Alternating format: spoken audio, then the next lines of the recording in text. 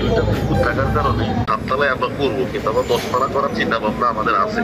সাততলা পর্যন্ত আমাদের বিল্ডিং এর প্রস্তাবিত করার অনুমোদন, 10তলা পর্যন্ত আমরা প্রস্তাবিত, 12তলা পর্যন্ত প্রস্তাবিত। কাস্টমার ম্যানেজমেন্ট করার জন্য অনেক সময় দেখা যায় আমরা প্রস্তাবিত শব্দটা লিখে থাকি। প্রস্তাবিত মানি না যে এটা 100%, প্রস্তাবিত মানেটা হলো এটা সম্ভব। আমার কথা কি নিশ্চয়ই যেটা তো সম্ভব একটা কথা লিখতে হয়।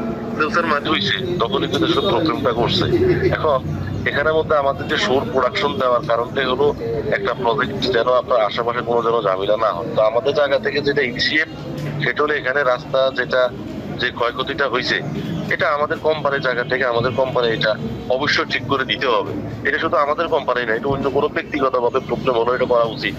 আর পাশাপাশি দেখা গেল যে আপনার এই দোকানপাটের যে ক্ষয়ক্ষতিটা হয়েছে সেটাও কিন্তু আমরা আমাদের জায়গা থেকে সেটা আমরা ক্ষয়ক্ষতি কি আছে সেটা আমরা রিকভারি করে দেবো।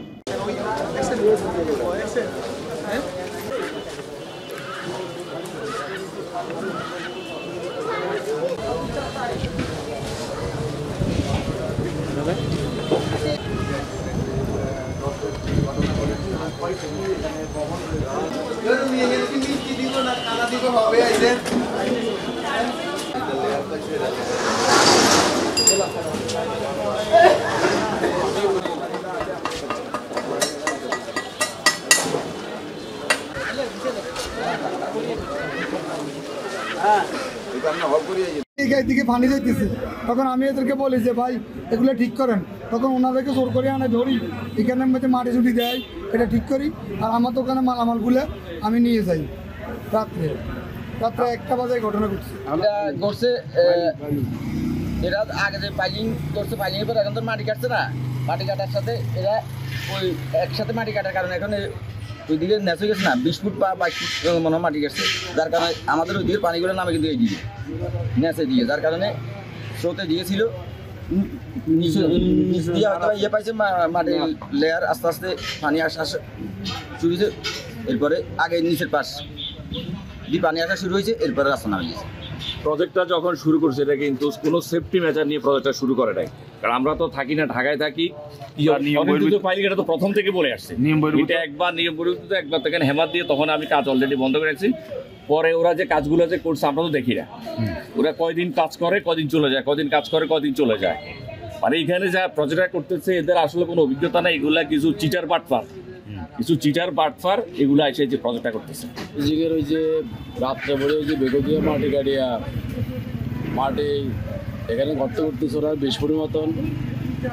গর্ত করার পরে আমাদের এই যে কবরস্থান দেখছেন আব্দুল হাকিম, উনি তত্ত্ব এমএলএ ছিল, বরং আব্দুল হাকিম সাহেবের কবরস্থান ফাটিয়া একদম নিচে নামিয়ে গেছে।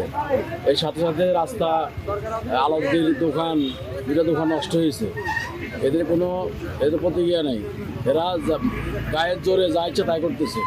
এদের কারো কোনো কথা তো অক্ত করে না। ওরা এদের সাথে অনেক লোকের সাথে জড়িত আছে, কিন্তু এরা কোনো কারো কথা শোনে না। এবং 7তলা অনুমোদন পৌরসভা থেকে নেওয়া আছে। তো সেটা হলো তারা আসলে যেটা হলো তারা সাইড প্রোডাকশনগুলো ঠিকই পালন করছে, কিন্তু ওই যে পাশে পুকুর থাকার কারণে এরা যে পানিগুলো চাপ দেওয়ার কারণে এই রাস্তাটা ক্ষতি হয়েছে। যেহেতু ক্ষতি হয়েছে আমরা ওদের সাথে যোগাযোগ করতেছি, আমাদের ক্ষতিপূরণ প্লাস এই যে পারিপার্শ্বিক কথা আমি বলবো না, আমি আমার যেটা ক্ষতিপূরণ হয়েছে পৌর আইন বিধি মোতাবেক আমরা তাদের কাছে প্রয়োজনীয় ব্যবস্থা নেব।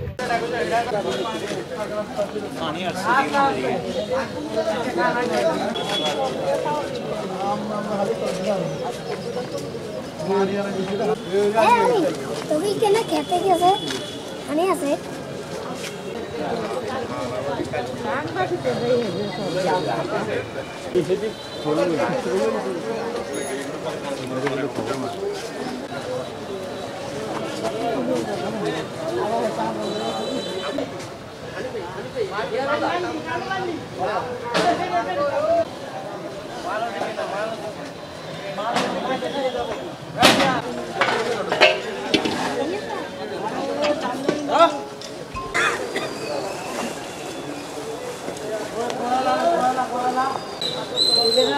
আড়াইশে ইয়ে করে মারি